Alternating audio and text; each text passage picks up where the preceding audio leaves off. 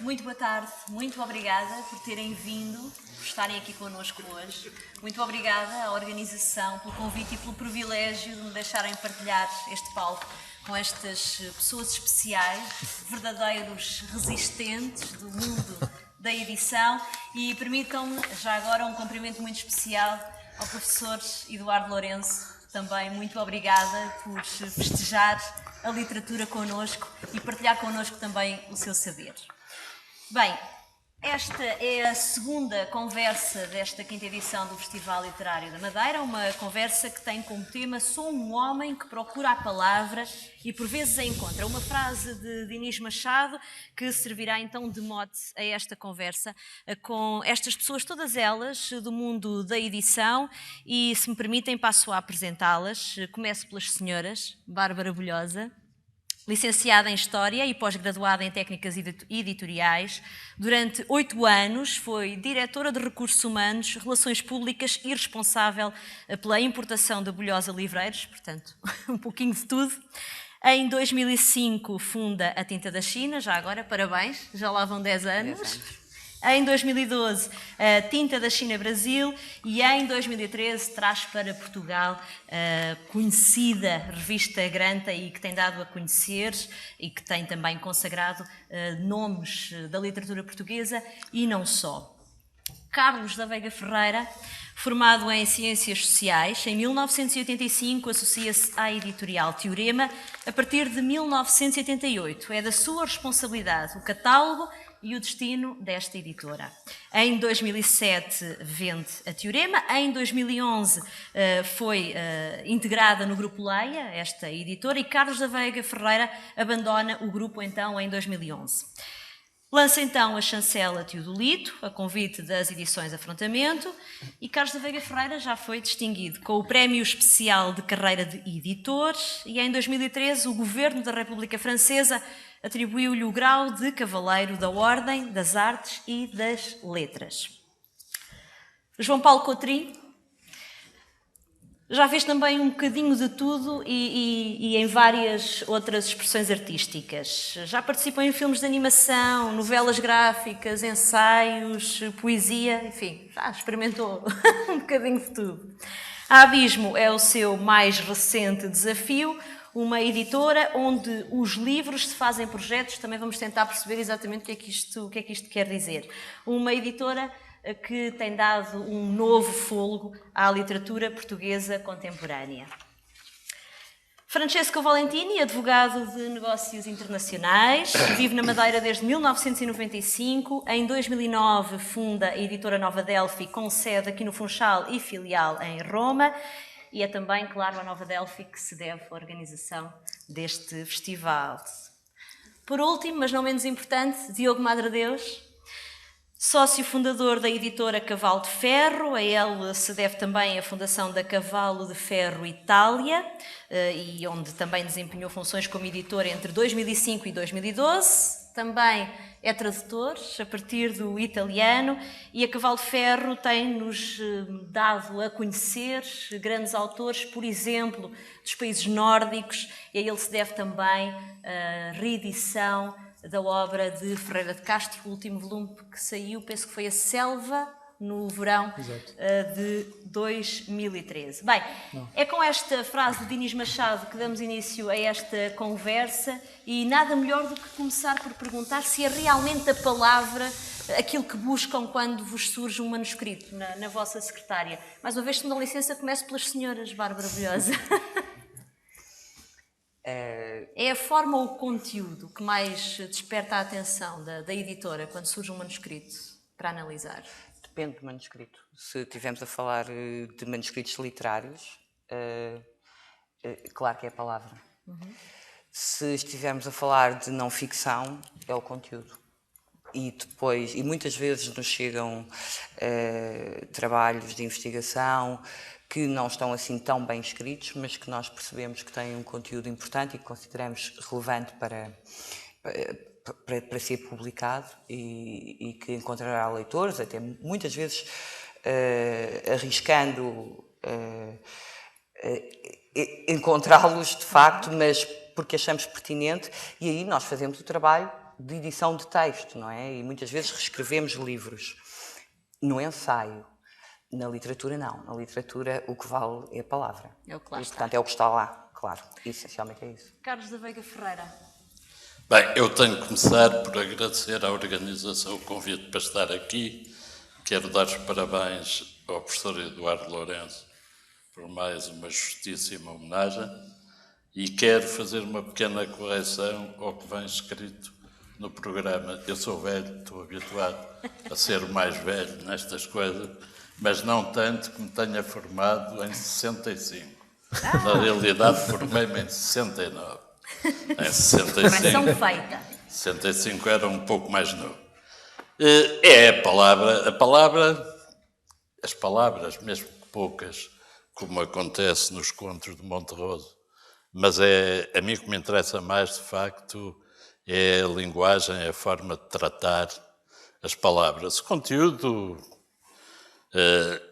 é também muito interessante, mas não chega. Ao contrário de uma corrente que tem vindo a imperar nos últimos anos, segundo a qual a história é o que interessa depois.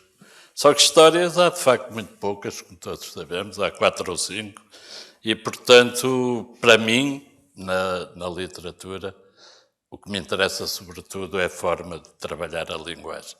Se isto for aliado a uma boa história, melhor. Mais interessante é, mas a história, de facto, aquele célebre conto de Monterroso que diz que de manhã, quando acordei, o hipopótamo, era o hipopótamo? Dinossauro. O dinossauro ainda estava lá. Não é grande história, de facto, mas é um magnífico conto. E, portanto, enquanto eu for editor, o que procurarei é palavras bem conjugadas. João Paulo Cotrim. Antes de mais, também obrigado pelo convite, obrigado pela vossa presença. Também saúdo o professor Eduardo Lourenço. Eu não sei se consigo separar a coisa assim, dessa maneira. Quer dizer, a palavra que eu procuro já contém, já não a consigo dissociar do conteúdo, não é? Quer dizer, interessam-me, obviamente, há essa distinção toda que podemos fazer entre a não ficção e a ficção, mas mesmo na não ficção procuro ensaios que sejam bem escritos, que não tenham apenas esse tal conteúdo. Acho que na forma de escrever já há bastante do conteúdo que nós procuramos, não é? Quer dizer, acho que procuro textos que me emocionem ou que emocionem a minha inteligência. Portanto, a coisa parece-me um pouco mais baralhada, embora acho que, apesar de tudo, a nossa mesa ganha em objetividade, não é? De facto, eu reconheço-me imediatamente nesta frase, sem ter que fazer grande esforço, ao contrário de algumas outras mesas que, enfim, já Os temas são mais sinuosos, não é? Portanto, é verdade que, de qualquer forma, se estamos a falar de edição, mesmo nos vários aspectos, e-book, etc., estamos a falar de palavra, mas eu gostava que ela trouxesse sempre essa âncora do conteúdo. Francesco Valentini. Queria ser mais um bocadinho provocador, porque eu também procuro a palavra, o conteúdo. A minha pergunta é se todo este trabalho que nós pequenos editores estamos a fazer é de facto útil. Em vários sentidos, quer dizer, nós procuramos a palavra, temos colaboradores fantásticos, escolhemos autores nacionais e internacionais que são talvez dos melhores que há. Só que muitas vezes, e este era um dos meus objetivos quando eu e os meus colaboradores tentamos de propor esta mesa de editoras dentro de um festival literário. A pergunta é, conseguimos chegar ao público, mas não em termos emocionais, em termos de cadeia económica? As pequenas e média editora, o público deve conhecer esta realidade, que é uma realidade trágica, que é uma realidade que envolve tanto as pequenas e médias editoras quanto as pequenas e médias livrarias. Não conseguem, muitas vezes, apesar de todo o trabalho que podem fazer em termos de seleção de texto, de conteúdo excelente, etc., não conseguem chegar ao público, simplesmente porque não são donos dos canais de distribuição. E este é um problema, porque é frustrante. É frustrante. É como se nós tivéssemos feito todo o trabalho de seleção de texto, tivéssemos feito todo o trabalho de tipografia, de revisão, chega o texto, o objeto livro, real, físico, corpo, e depois é como se ficasse na gaveta, porque ninguém sabe que existe este texto. Não chega lá. E quando chega à visibilidade do público, quando chega, acontece que devemos pagar uma espécie de imposto, temos um sócio oculto, que é a distribuição, que nos leva os 60% no mínimo, e o problema é que este 60% é pago quem sabe quando. Quem é vítima de tudo isso? Em primeiro lugar, os autores. Nós, ou seja, as editoras nos recebem, os autores nos recebem. Portanto, esta mesa, digamos, não quero orientá-la, pelo amor de Deus, mas, Já lá vamos. digamos, era também para sensibilizar todos os operadores do setor do livro, toda a cadeia do livro, do autor ao leitor definitivo, que as editoras independentes e as livrarias independentes são uma forma para garantir a democracia de um país. Se isto não existe, nós podemos pensar uma democracia formal, mas que substancialmente não é ativa.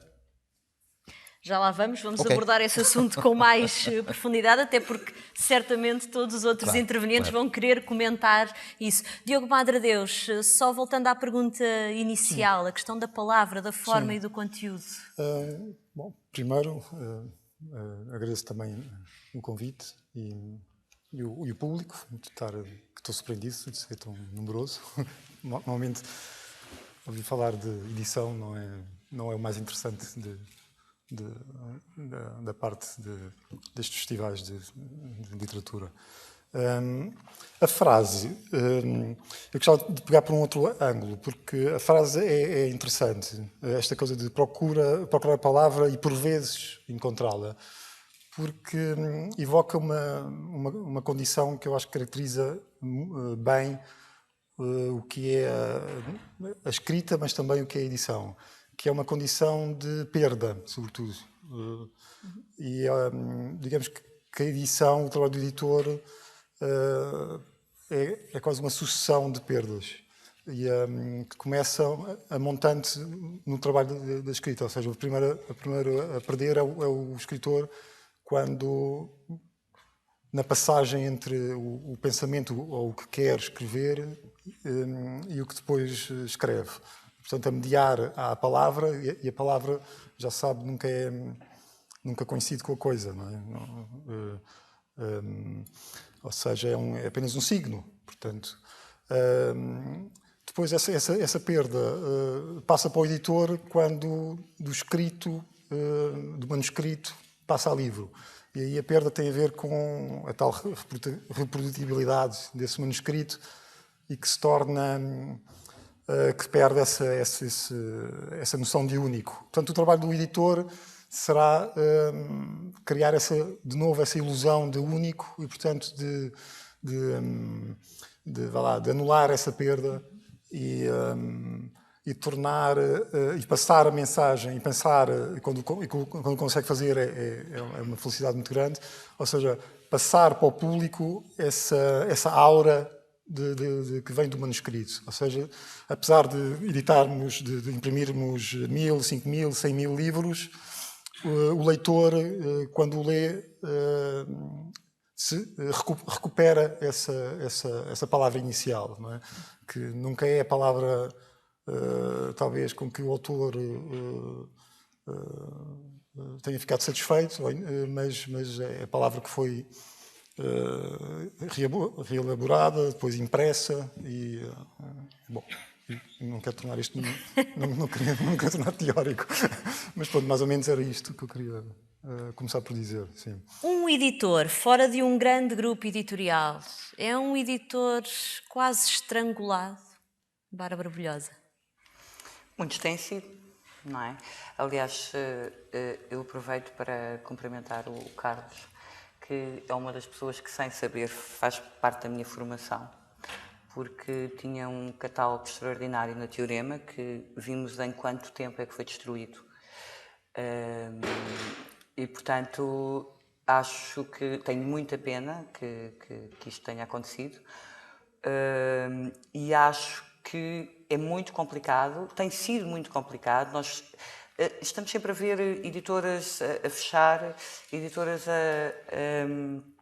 a abrir, mas também temos visto cada vez mais editoras a serem, de alguma forma, através do estrangulamento financeiro, e uma das razões é essa, é da distribuição, são as margens de distribuição, a perderem a sua independência, a terem que vender, muitas vezes, as suas editoras e com elas tudo aquilo que lá puseram, não é? Porque não dá para ter as duas coisas, não é? Isso por um lado. Por outro lado, eu vejo projetos como a Abismo, eu estou há 10 anos, não é? E continuei independente, é uma coisa um bocadinho rara, eu não tenho nenhum sócio capitalista, eu própria não tenho fortuna pessoal, e portanto a Editora da China vive daquilo que publica só, não tenho empréstimos. E nós temos conseguido sobreviver durante 10 anos sem termos tido que vender parte, que ceder no tipo de edições. Para mim é um grande motivo de orgulho. Por outro lado, ver projetos como a Abismo surgirem, ao mesmo tempo que vejo projetos como a Teorema a serem destruídos, é bom, não é? É um bom sinal, ou seja, é um sinal que as coisas vão mexer. E, portanto, eu acho que cada vez mais, embora esteja muito difícil, e neste momento nem me parece que a guerra vá ser entre a Porta Editora e a Leia, porque acho que a Leia, sinceramente, como a Babel nunca foi, acho que vai ser entre a Companhia das Letras e a Leia, e a Porto. Tenho muita pena que acho que isso tem consequências brutais ao nível da criação, ao nível da nossa democracia, ao nível da nossa liberdade e da sofisticação da nossa civilização. Ou seja, quanto mais autores independentes existirem, mais livreiros e mais editores, melhor. E eu acho que há espaço. E nós conseguimos sobreviver e nem é preciso... Agora, é preciso ter sorte, trabalhar muito bem e também ter há uma parte e resistir, não é? E resistir. Portanto, eu queria também cumprimentar os dois nesse sentido, porque acho a Abismo um projeto fantástico que está a aparecer com novos autores que são bons e, portanto, pode levá-los, pode crescer com eles. No fundo, foi isso que eu fiz. Eu não tinha autores. Portanto, eu cresci com aqueles que consegui ou criar, ou desafiar, ou me apareceram, não é? Carlos da Veiga Ferreira, Bem, já viu muita água passar por debaixo da ponte. Queria sublinhar uma coisa que disse o Coutrinho, que eu conheci quando jovem anarquista, amigo de um filho meu, portanto a idade pesa, e permite-me pensar na história da edição portuguesa, onde vi de tudo. E quando você diz que os pequenos editores são às vezes estrangulados, os grandes grupos também. Estou-me a lembrar de um em particular, cuja saúde não me parece muito brilhante e é bem feito. Quem não tem competência não se estabelece, sempre ouvi dizer. É evidente que, como dizia um editor muito mais velho que nós, Mário Moura da Pergaminho, este dos livros é cultura na altura em que o escritor os escreve e que o editor os publica. Daí para a frente é comércio. Só volta a ser cultura quando o leitor adquire o livro e o lê. E neste mundo em que nós vivemos, tornou-se cada vez mais difícil conseguir impor a qualidade no mercado. Eu acho que não será impossível, e a prova de que não é impossível é que quando eu fiquei com a Teorema sozinho, devia 30 mil contos, que naquela altura era muito dinheiro, e quando a vendia desafogadissimamente e bastante bem. E de tal maneira me dei bem que 3 meses depois avancei com a Teodolito, onde estão alguns dos autores que eu tinha na Teorema, e que, enfim, têm resistido sem grandes problemas. Agora, é evidente que há uma frase de Feltrinelli que eu cito muito, em que ele dizia que o editor é uma pessoa que tem que ter cabeça nas nuvens e os pés bem assentos na terra. Acho que apesar disso é possível. Acho que os sinais e os ventos da história vão nesse sentido. Na Europa e sobretudo em Portugal acontece tudo muito depois do que acontece nos Estados Unidos, e nos Estados Unidos estamos a assistir ao aparecimento de cada vez mais editoras independentes e de livrarias independentes, o que me parece absolutamente fundamental para que isto dê resultado e nos permita. Eu sempre me achei, como editor, um leitor. Um leitor que quer partilhar com outros aquilo de que gosta. E, portanto, para que isso se consiga, os grupos têm que começar a perder cada vez mais dinheiro para deixarem algum dinheirinho para nós podermos pequenos. sobreviver.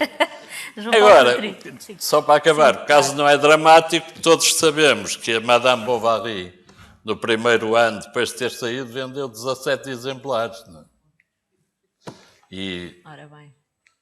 muito mais de um século depois, continua a reeditar todos os dias por todo o mundo. Esta elegante esperança conforta-me. João Paulo Coutinho. Eu acredito piamente que há leitores para o tipo de livros que estamos a fazer, nós na Abismo. Não sei se estarei vivo ou se estou a trabalhar para os alfarrabistas, porque de vez em quando dá a sensação que sim, não é? Que estamos a fazer um trabalho para alguém que há de vir, não é? E tenho pena, também gostava que os meus autores conhecessem os seus leitores ainda em vida, não é? E que não fossem celebrados a posteriori. Eu até acho que é um bocadinho fastidioso essa questão do concreto da distribuição, que eu acho que de facto é um cancro. Tenho tido sinais de esperança em algumas livrarias independentes que têm surgido pelo país, e acho que isso se calhar é uma pecha, diria, salazarenta, ainda um resto, talvez, do pior de nós, a nossa incapacidade de nos organizarmos, mesmo tendo perspectivas diferentes, numa determinada linha, não é?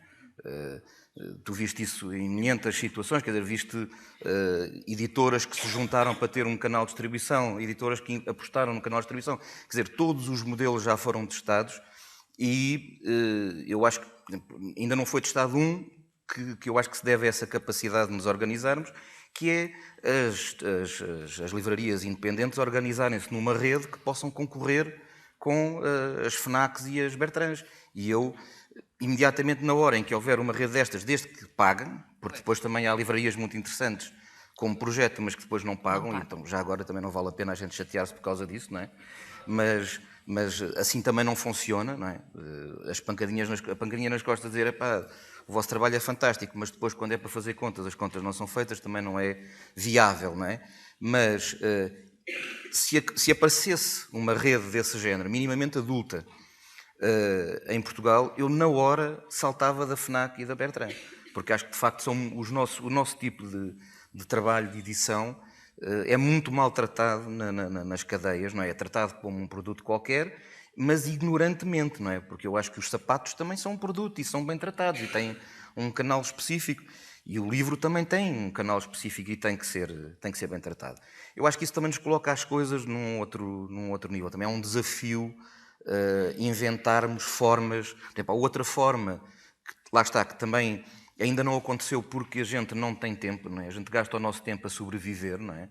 Mas faria sentido um conjunto de editoras organizarem-se para ter uma venda online comum, não é? Porque na perspectiva do leitor é mais interessante encontrar 4 ou 5 editoras do que apenas uma de cada vez, não é? Fazer o raciocínio de ir à net procurar em concreto aquela editora. Portanto, eu acho que isso também devo confessar que é o caminho que menos me interessa neste trabalho da edição, não é? Eu, por exemplo, eu acho que discordo um pouco, percebo o que o Diogo queria dizer com a questão da perda, mas eu acho que quem ganha mais com isto sou eu. Quem ganha mais com a tarefa do editor, ao acompanhar todas as fases do livro, ao discutir com os autores o texto, ao pensar no tipo de objeto que fazemos para aquele trabalho em concreto, eu sinto-me já rico, não é? Embora a gente tem sempre que contar aquela velha anedota sobre como é que se faz uma pequena fortuna com os livros. Começando com uma grande. Mas isto já é muito antigo, isto já é, de facto já é... Aliás, se virmos um pouco, se olharmos um pouco para a história da edição, estas questões são desde o princípio. Desde o princípio, que é a ideia de que é verdade que depois há as outras, as tais exceções, mas isso, na maior parte dos casos, é algo lotaria, não é? É algo lotaria de repente aparecer um autor que ainda por cima reúne as condições que nós queremos, que seja extraordinário e que nos sustente, não é? Quer dizer, nós andamos sempre a tatear, quer dizer, e desse ponto de vista o que me interessa na edição é exatamente este tatear, o risco que o Hélder Macedo ontem falava, este andar à procura. Não sei exatamente como é que a gente encontra os autores, por um lado encontra aquele produto, mas é esse tatear no escuro que a mim me interessa. Agora, é verdade que, bom, olhando para a economia como tem estado, a economia do mundo, a nossa gestão económica concreta do país, eu também acho que eles andam todos a tatear no escuro, fingindo que é uma ciência, não é? Portanto, pode ser que a gente no escuro encontre alguma coisa sem ser um móvel que nos magoou. Francesco Valentini, o facto da Nova Delphi estar sediada na Madeira, isso é uma dificuldade acrescida? Absolutamente sim. É um desafio, mas é uma dificuldade em termos de distribuição, a possibilidade absoluta de não controlar exatamente a distribuição continental, digamos assim. Mas também um desafio, porque, digamos, foi uma das poucas editoras, não foi a única, evidentemente, foi criada aqui na Madeira, portanto, eu concordo com o João Paulo, digamos, quem faz o editor tem dois lucros, ou dois dividendos, podemos assim dizer. Um dividendo em termos de prazer pessoal, estamos completamente em ativo, O problema é também que depois este prazer pode-se esgotar se não existem lucros ou dividendos, ou pelo menos uma autossustentabilidade empresarial. E, do meu ponto de vista, neste momento em Portugal, mas não só em Portugal, em todo o sul da Europa, o sistema da informação é viciado. É viciado, não é democrático. É viciado, porque é oligopolista, ou quase monopolista, digamos, as pequenas editoras, eu estava a falar com a Bárbara antes deste seminário, as pequenas editoras, de facto, são quase obrigadas a pagar parte do preço do livro digamos, a distribuição. A distribuição é detida dos grandes grupos. Portanto, os grandes grupos, digamos, nós somos os cuidadinhos, ok, tudo bem, entra no mundo editorial. Um grande desafio é esta instrumentalização da beleza da editoria, do mundo editorial, que depois os grandes grupos alimentam. Normalmente, quando em seminários semelhantes eu estou convidado, faço a mesma comparação. No setor energético, em geral, não é? Neste momento, nós temos, digamos, os grandes poderes das empresas energéticas de hidrocarburos, não é? E muitas pessoas dizem, ok, tudo bem, mas são os mesmos do petróleo que deveriam fazer inovação nas energias renováveis. Vocês imaginam, se fizessem isso, digamos, a cadeia caía completamente. Pensar de ter inovação dos grandes grupos editoriais dentro do mundo editorial, e não estou só a falar em termos de alimentação da pequena e média editoria. O digital, ninguém fala do digital. O digital é nada, é o 5% do volume de negócio, ok? Pelo menos no sul da Europa, na Alemanha alguma coisa mais, na Inglaterra é o 20%. Agora, como é que as pequenas e médias editoras podem também tentar de arranjar uma solução que possa conjugar a editoria em papel com a editoria digital? Agora, isto é o cahier de doléances, quer dizer, ok, tudo bem, este é o lamento, mas existem soluções.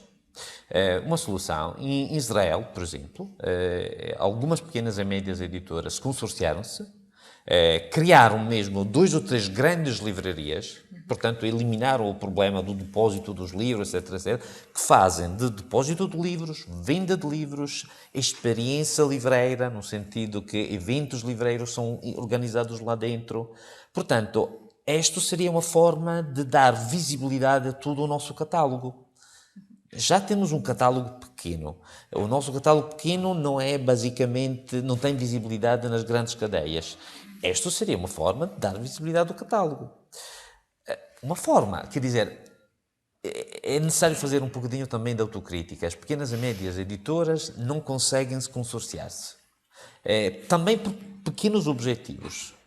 Em Itália, por exemplo, e com isto acabou a minha intervenção, em Itália aconteceu uma coisa bastante interessante. Existiu uma iniciativa das editoras independentes que criaram um manifesto das editoras independentes com objetivos comuns. Também arranjar a informação, porque nos falta informação. A informação é paga. É terrível saber que, se eu tenho que saber exatamente qual é o livro que mais vendeu, eu tenho que fazer assim, conjecturas. Quando, na realidade, a associação deveria garantir este tipo de dados, ok? Porque se existe um nicho, eu quero exatamente explorar este nicho. Não, deve ser a criatividade da editora. Tudo bem, mas a criatividade da editora serve, mas o editor pode ser criativo também na seleção do texto, não necessariamente tem que fazer conjecturas económicas, ok? Diogo Madre Deus.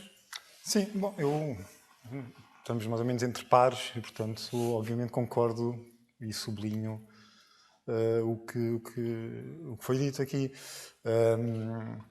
Ou seja, é óbvio que o mercado foi tomado o negócio foi tomado por grandes cadeias a nível da distribuição. E o que faz com que haja uma falsa diversidade. Uma pessoa entra numa livraria e há uma sensação de diversidade, que é a mesma sensação de diversidade falsa que existe lá no Pingo Doce. No supermercado, eu falo no Pingo Doce porque tenho um Pingo Doce ao lado de casa. Mas já vamos falar da questão dos hipermercados, que já detêm uma importantíssima cota de mercado. No sentido em que uma pessoa entra num supermercado e tem os produtos que eles querem que nós compremos, e se calhar há dois, e um é mais caro e outro é mais barato e é marca branca, e o outro está lá só para demonstrar que o da marca branca é barato, não é? No caso das livrarias, portanto, nós, os 5, fazemos livros para um determinado público, e é um público que se caracteriza por perceber que nem todos os livros valem a pena de serem lidos. Ou seja, entre ler um mau livro e olhar para as nuvens, a frase não é minha, mas adoto-a aqui, é preferível olhar para as nuvens, não é? E isto quer dizer que quando uma pessoa entra numa livraria que está tomada por uma série de... ou seja, quando entra numa cadeia de livrarias que está tomada por uma série por uma distribuição, por uma concentração de distribuição de editoras que se divide em várias chancelas, uma especializada num segmento, outra noutro, etc. E parece que oferece tudo. Quer dizer, enquanto há literatura e há livros impressos, não é possível que essa livraria ofereça tudo, não é? E pronto, há uma série de editoras, pequenas editoras, que não entram, ou entram mal nessas livrarias, não é? E o perigo aqui é que essas livrarias, essas cadeias, têm já uma cota de mercado muito, muito grande no nosso país.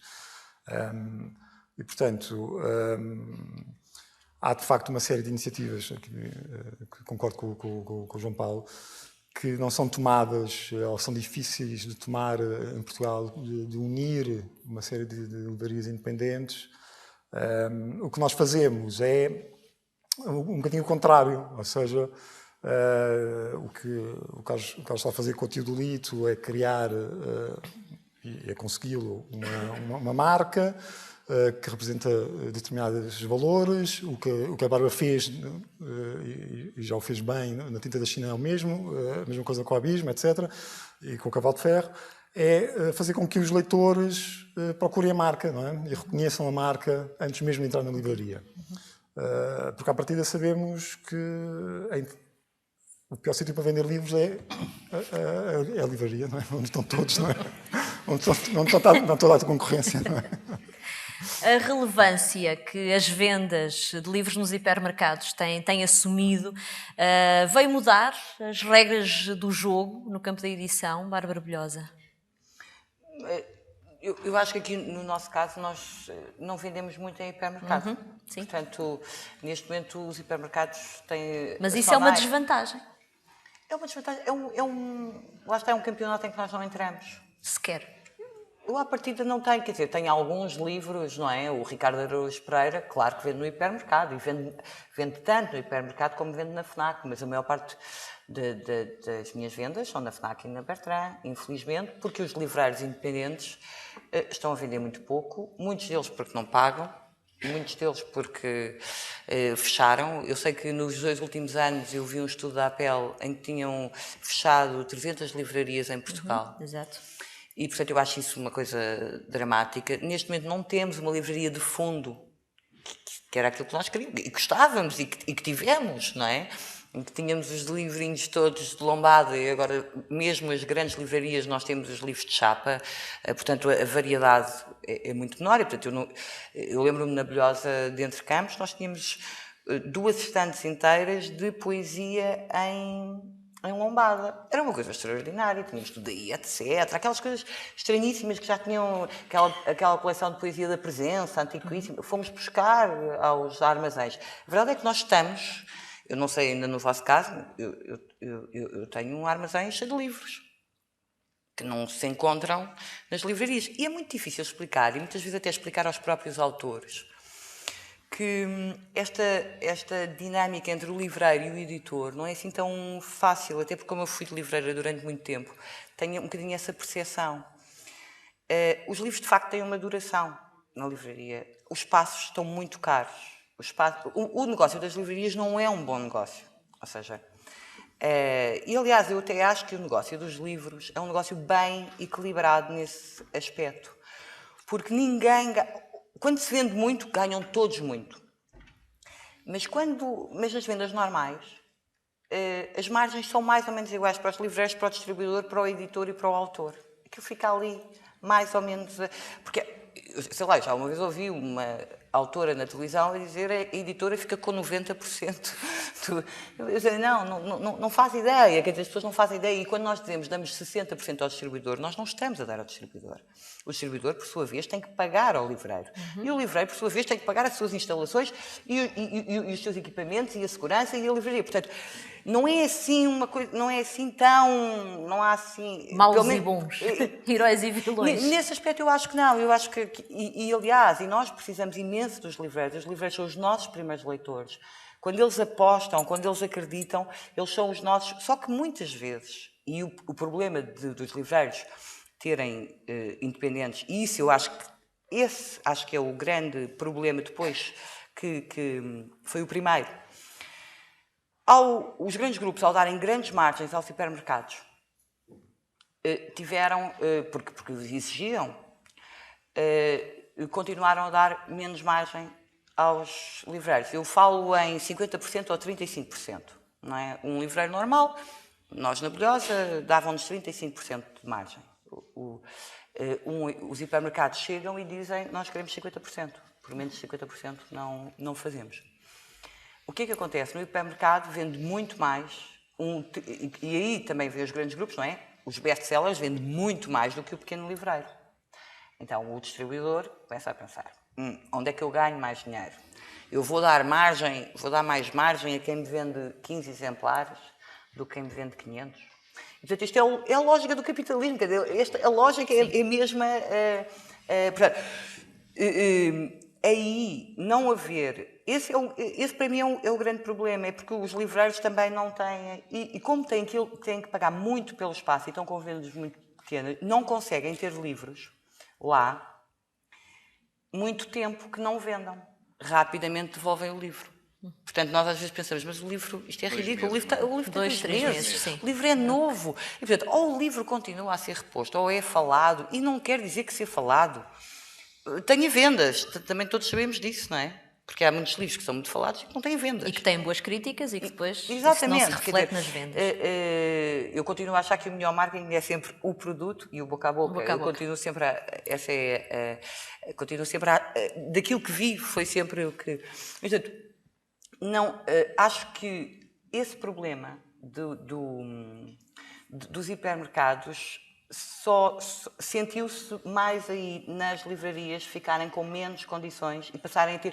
Porque às tantas eu tinha livreiros que, se fossem comprar o livro ao hipermercado, lhes saía mais barato do que ao distribuidor. E isso acontece.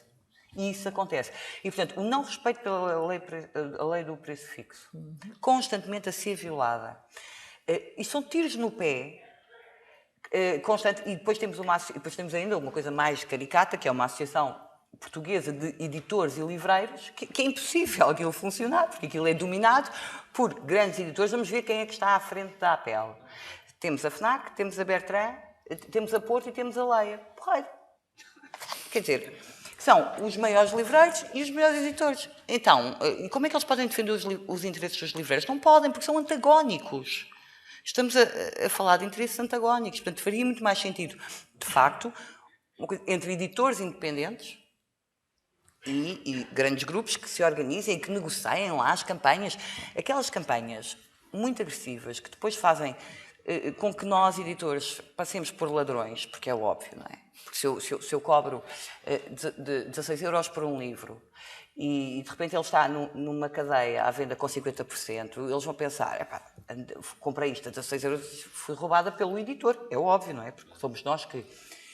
Esse tipo de campanhas são tiro no pé para todos, até para o próprio leitor, que vai se sentir enganado, que pensa, e não, quem está a pagar isso são os editores. Era importante saber-se que quando chegamos às campanhas de Pague 3, Lave 4, quem está a pagar isso não é o livreiro, é o editor. E, portanto, eu recuso muito isso e tenho essa guerra com os grupos grandes, mas também sei que corre um perigo muito grande, que é os meus autores virarem-se para mim e dizerem porque é que o meu livro não está aqui. E, portanto, eu tenho que conseguir conciliar um trabalho adaptando-me ao mercado que tenho e batendo o pé pontualmente. Mas sair, nós vimos grandes editores como, por exemplo, o André Jorge, a Cotovia, que tinha um excelente catálogo, que é um excelente editor, e que a partir do momento em que disse eu recuso-me a dar estas margens, eu recuso-me, quer dizer, o André Jorge desapareceu. Portanto, e aqui mais uma vez falo de outro editor, por quem tenho grande admiração e que não conheço pessoalmente, mas também é muito importante na minha formação, que é o Francisco Val, que da Relógio d'Água, que para mim continua a ser o melhor catálogo em Portugal. E que continua independente. Esse é o meu exemplo. Ou seja, eu um dia quero ser Francisco Val, porque ele sobrevive sozinho. É só isso. Nesse aspecto, claro que temos que ser mais criativos. Nesse aspecto, eu acho que, e aqui no nosso caso, nós somos editores, temos que ser bons leitores, mas também temos que ser gestores e temos que ser muito criativos. E só sobrevive quem trabalhar melhor. E nisso eu acredito mesmo, que nós temos que trabalhar melhor do que quem tem muito poder económico. É verdade, Carlos? A Bárbara sintetiza isso bem quando fala da APEL. A APEL é o espelho do que é o nosso mercado atualmente. Direção FNAC, pela parte de livreiros FNAC, Corte Inglês, Bertrand, editores, Leia, Porto Editora e ponto. Isto foi uma coisa contra a qual um grupo de nós tentou lutar em tempos. Começava logo pelo anacronismo, que é estarem na mesma associação editores e livreiros. Isso tinha uma explicação histórica, porque antigamente os editores eram livreiros. Mas hoje isso não faz qualquer sentido. Mas a verdade é que nós construímos uma associação só de editores, que resistiu 10 anos e que acabou com a chegada do Grupo Leia, que era proprietária da Texto, fez implodir a União de Editores Portugueses porque partilhava interesses relativamente ao livro escolar com a Porto Editora. Exato. A distribuição é um fenómeno espantoso, de tal maneira que eu, para comprar livros do meu colega da esquerda, tive que vir à Madeira, porque em Lisboa, confesso que nunca tinha reparado em nenhum dos seus livros, e vou todos os dias a livrarias. Mas as livrarias também, os grandes grupos, são de facto uma chaga no meio disto tudo, porque as pessoas talvez não saibam, mas pôr um livro na montra da Bertrand do Chiado custa caro. Ter acesso a um local de boa visibilidade custa, paga-se caro. Chegou-me a dizer uma vez um amigo meu que estava à frente da Bertrand do Chiado, chegou-me a dizer que ganhava mais com a montra do que com os livros que vendia. Exato. Portanto, não precisava de esforçar para vender os livros. Não, e perde o critério enquanto livreiro. Eu quando era livreira, essa foi uma guerra que eu tive interna lá na Bolhosa, porque essa ideia também surgiu, vamos começar a vender montras. Eu dizia, então, onde é que está? Eu gosto de escolher os livros e querer fazer montras e poder ter essa autonomia, vou estar a vender. Vendes a Asa. Vende a Asa o quê? O que eles escolhem dentro do catálogo da Asa ou o que eu escolho enquanto livreira? Quer dizer, e perde-se logo aí, os livreiros perdem. E o leitor não tem informação e não tem noção disto, passa no Chiado, olha para a monta da Bertrand, ou lá de 15 livros que ele presume que devem ser bons, que estão na montra e tal, não sabem que foram lá postos porque pagaram para que isso E acontecesse. há grandes livrarias que... Agora, nós, por exemplo, em Itália, a pequena e média editora funciona melhor do que cá, de tal maneira que é uma feira profissional de pequenos e médios editores em Roma. Cá em Portugal, eu também acho que tem a ver com uma idiosincrasia própria de pequeno editor. Temos dificuldade em associar-nos. Trabalha cada um para seu lado, no seu Também território, porque também não digamos temos assim. muito tempo para tratar de nos associarmos, porque isso toma tempo, mas acho que era importante que conseguíssemos fazer alguma coisa em conjunto, porque senão vai ser difícil sobreviver. E até porque Entretanto, já foi... alguns desses grupos vão estourar, alguma coisa vai sobrar para nós. Mas outros vão entrar em Portugal também e já lá vamos. Sim, João Paulo mas esses Couto- assustam menos, porque é gente dos livros, que é um bocado diferente de gente que entra diretamente do mundo financeiro. Esses é que me assustam muito, porque são esses que querem impor a editores um objetivo de rentabilidade. Objetivo de vendas. Um editor, não, de rentabilidade. Rentabilidade. Um editor que tem 8% de rentabilidade, chega um artista qualquer com 37 cursos de gestão de Harvard e diz assim, os 8%, num ano têm que passar para 18%. E ao fim de um ano são 3%. A minha esperança é que isto acelere e o capitalismo está em crise já há muito tempo, provavelmente não acabará nos meus tempos, mas esta questão do capital financeiro não é só com os livros, é com tudo, é com os bifes, é com os chupa-chupas, é com tudo. Capital financeiro que não tem conhecimento, de facto, do processo produtivo, estoura com isto tudo e há de estourar com esses grandes grupos e eu, no final, rir-me-ei muito. Como eu já ouvi um responsável de um grande grupo numa homenagem a um grande escritor e que vende muito em Portugal, numa homenagem, na presença do escritor, uma homenagem pública, disse nós gostamos muito deste escritor porque ele vende muitos livros. Foi assumido publicamente. João Paulo Coutrinho. Eu, correndo o risco de Foi sincero. matar alguém, pelo menos, se não a plateia toda, pelo menos alguém de tédio, queria falar na figura da consignação. Eu não conheço, ok, capitalismo está tudo bem, mas eu não conheço nenhum outro negócio onde alguém faz... Nós investimos, não é? Temos que pagar à gráfica, aos autores, etc. Os autores, enfim, esses não, que são tradicionalmente sacrificados com um ano depois de se fazer as contas. Mas a verdade é que a nossa mercadoria anda a passear anos pelas livrarias, só ao fim de meses, no mínimo 4 meses, é como se começa a fazer contas a conta-gotas. Eu não conheço, quer dizer, não conheço outro negócio onde isto aconteça assim. Portanto, há aqui uma perversão qualquer, não sei se é o romantismo que contaminou o capitalismo, mas há aqui uma figura estranhíssima que é esta da consignação.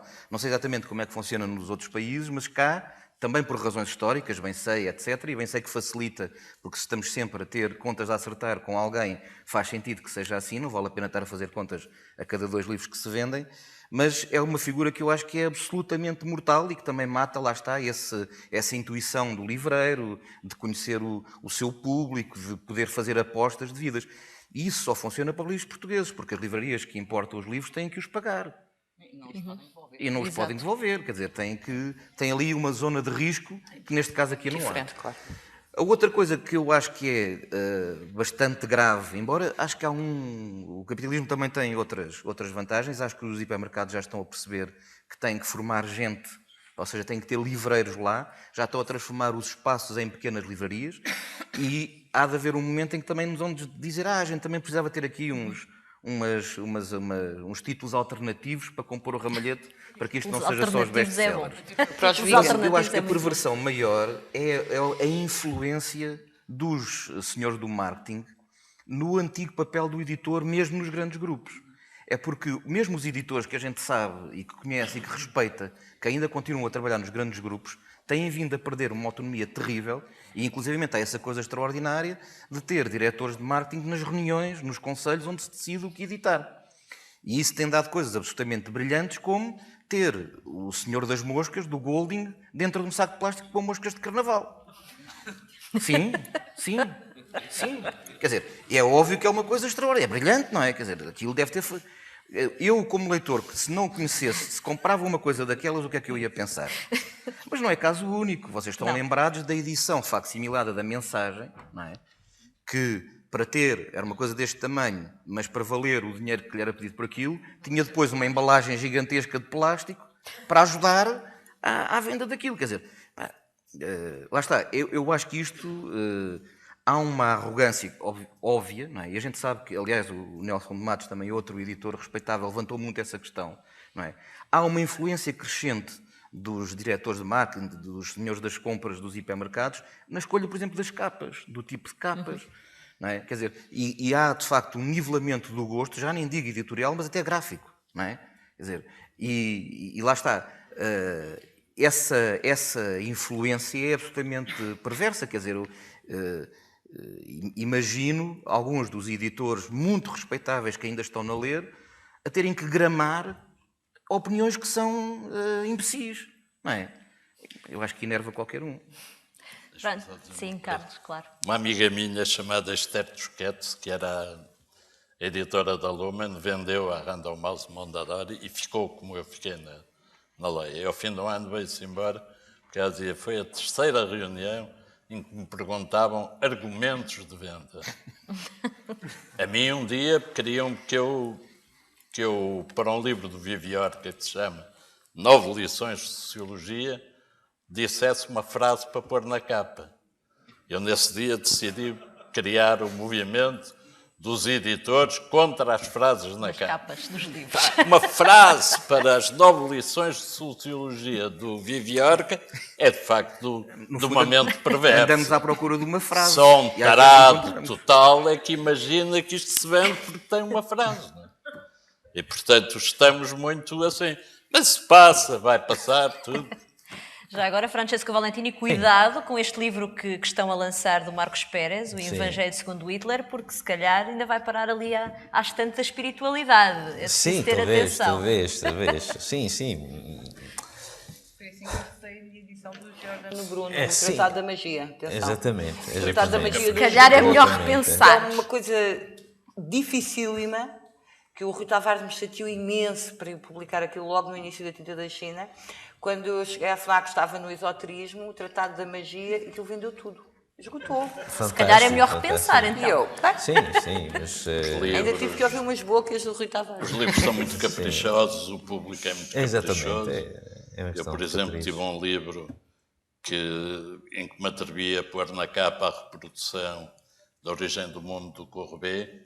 Foi apreendido na Feira do Livro de Braga. Foi lá um senhor que se queixou que aquilo era uma coisa... E a polícia veio e levou.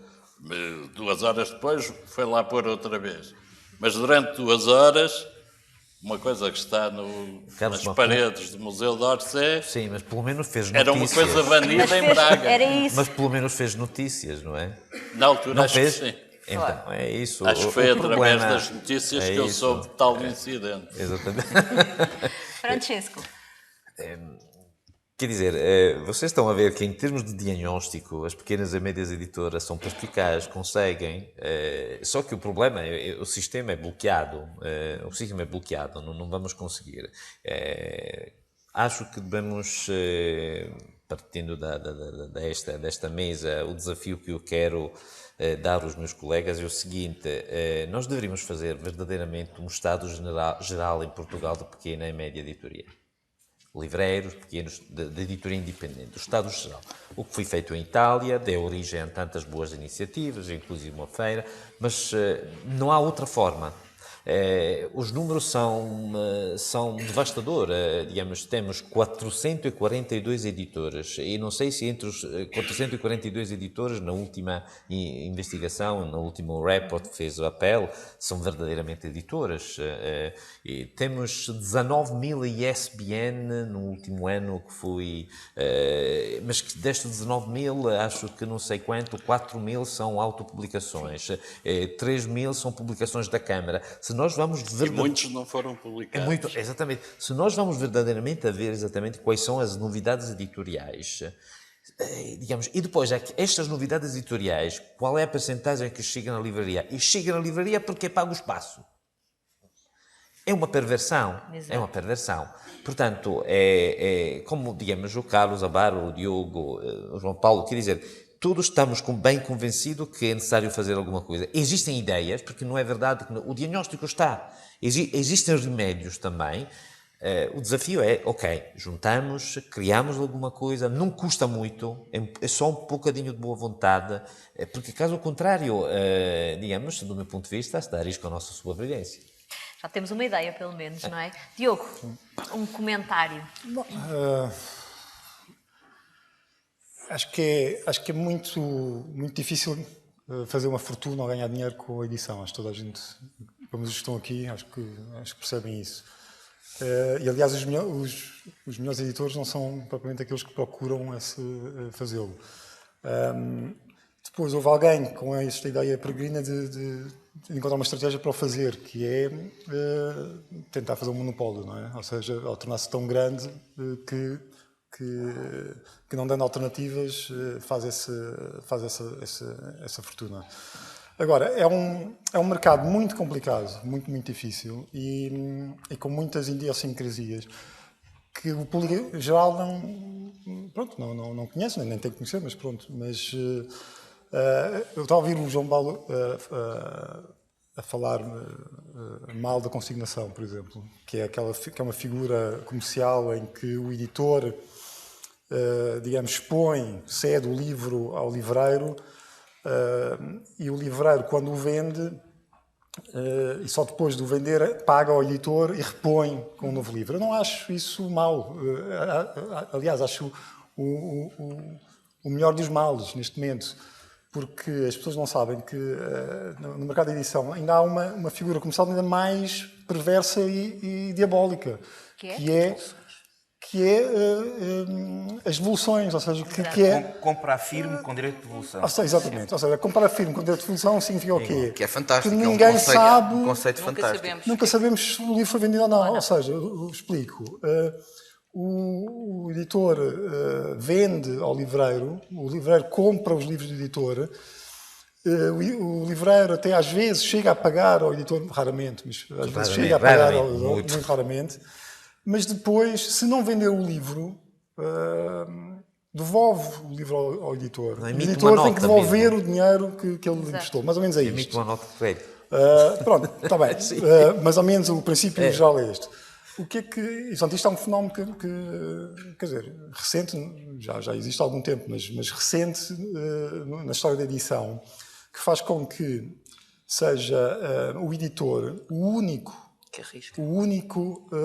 na cadeia do livro, que passa por tantos agentes, que passa desde que começa no escritor, mas depois vai ao editor, mas depois também ao grossista, que já não existe em Portugal, mas pronto, mas aos armazenistas, ao distribuidor, ao livreiro, etc. O editor é o único, neste momento, não só em Portugal, mas na Europa, por aí fora, é o único que investe. Ou seja, quando eu decido, ou quando nós decidimos publicar um livro, pagamos ao escritor se o vendemos, pagamos ao gráfico, à tipografia, pagamos ao design, pagamos o papel, pagamos a montra, pagamos para tentar vender o livro, pagamos a toda a gente, não é? E mais ninguém participa neste investimento. Pronto. Ou seja, o que faz com que, obviamente, só grandes editores com grande capacidade de investimento consigam sobreviver a longo termo no mercado. Ou editores que estão sempre a medir muito bem os custos e os proveitos, ou que obtenham um sucesso que dê para mascarar as perdas. Não é?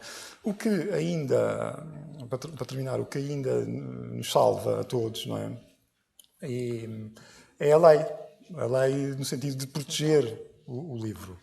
E por isso eu fico muito surpreendido quando há colegas editores que ainda pensam na hipótese de achar que é injusto e tal, que o livro devia ter um preço livre, não sei. Bom, aí é que já não havia editores em Portugal, à exceção de um ou dois. Eu imagino que é agora um livreiro pegar no telefone e dizer-me, bom, olha Diogo, temos aqui a fazer uma sondagem e tal, ou o que é que o nosso público-alvo gosta. E o nosso público-alvo gosta é de livros a 5 euros. Tens aí algum? Não, eu não tenho. Então não dá. É mais ou menos isto. Ou seja, o facto do editor fixar o preço, parece-me normal, porque é o único que investe, não é? Portanto, é ele fixa o preço e diz, bom, este livro tem que custar 10 euros ou 15 euros, não é? E com isso, a seguir paga ao resto dos agentes que intervêm, não é? Obviamente que se um editor fixar um preço demasiado alto, não vende, não é? Portanto, as leis da concorrência também se aplicam aqui, não é? O problema é que a lei de preço fixo também não passa de uma flor, porque foi... Não é suficiente, mas é já qualquer foi coisa. mal, Não é aplicada, não é aplicada. Mesmo que fosse bem aplicado, foi mal engendrada. Ela própria diz no seu texto que no prazo de um ano devia ser revista, nunca foi revista, está exatamente igual. Eu lembro que falei com um administrador que pôs na FNAC, em dada altura, livros com 5 meses, com descontos brutais, e eu disse-lhe que isto viola a lei de preço fixo. E ele disse, pois viola, mas não sou eu, quem viola é o livreiro.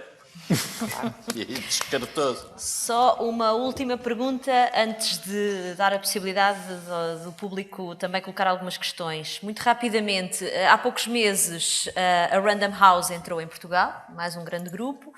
Já foi anunciada também a entrada da HarperCollins. Isto preocupa-vos? Já pensaram numa estratégia ou continuarão a fazer o vosso caminho? Bárbara Bolhosa.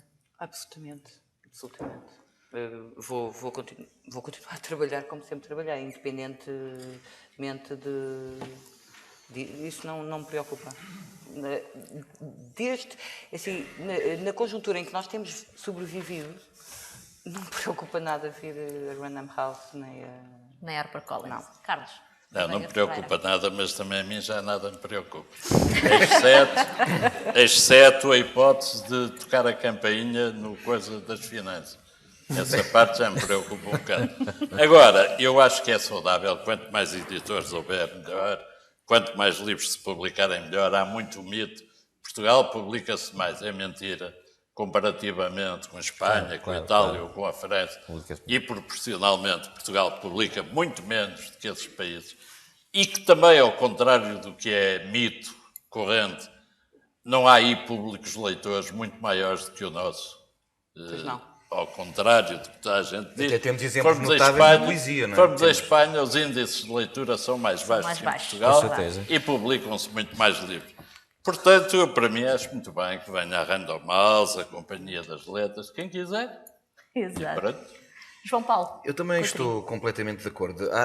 Queria só, na sequência um pouco, também ainda dizer uma última coisa. O que eu acho é que, sem querer cair na subsidiodependência, acho é que, nem estou a falar diretamente de subsídios, acho é que se as bibliotecas tivessem dinheiro para nos comprar algumas das edições, isso, por exemplo, já ajudava, sobretudo, por exemplo, o caso do Ferreira de Castro, quer dizer, há um conjunto de autores de um suposto cânon que não estão disponíveis, quer dizer, esse trabalho que os pequenos e médios editores estão a fazer, devia ser, eu não digo subsidiado diretamente, mas que pelo menos as bibliotecas tivessem dinheiro para No comprar. Brasil, as pequenas e médias editoras só sobrevivem devido às compras do Estado para as bibliotecas e para as escolas. E em Só muitos países sobrevivem nórdicos, não é? assim. Senão o mercado não dá. Francesco Valentini? Não, não estou preocupado, ao contrário, é um desafio e ao contrário acho que aquilo que o Carlos estava a dizer é bastante interessante. Quer dizer, se chegam aqui editoras internacionais, eles analisaram que há mercado, e há mercado, porque o público leitor português é grande, não está explorado. Madre Deus? Pois não, também não estou preocupado. Aliás, eu acho que eles é que deviam estar preocupados. Cuidado, grandes Não, grupos. Eles andam aí, como se costuma dizer. Ana, deixa-me só dizer mais uma coisa. Sim, João Paulo Eu, por Coutinho. mim, alinho em organizar o congresso. Já sei que me vou arrepender disto, mas Ótimo, Pronto, ótimo. já está aqui a nascer. Pode mesmo sair daí o Pacto do Atlântico. Já. Ok. Cuidado com eles. Bem, dizem-me que não há questões do público, convido-vos a ficarem por aqui, porque já a seguir, mais uma conversa cruzada. Na minha violência não há qualquer lugar, nem para a sombra de uma ação que não seja intelectual. Pier Paolo Pasolini a servir de mote para a próxima conversa, que vai ter Ana Nunes Cordeiro, jornalista da agência Lusa, como moderadora, e ainda os escritores Gregório Duvivier, João de Melo, Alessandro Barico, Walter City também. É já daqui a pouco. Obrigadíssimo. Obrigada. obrigado.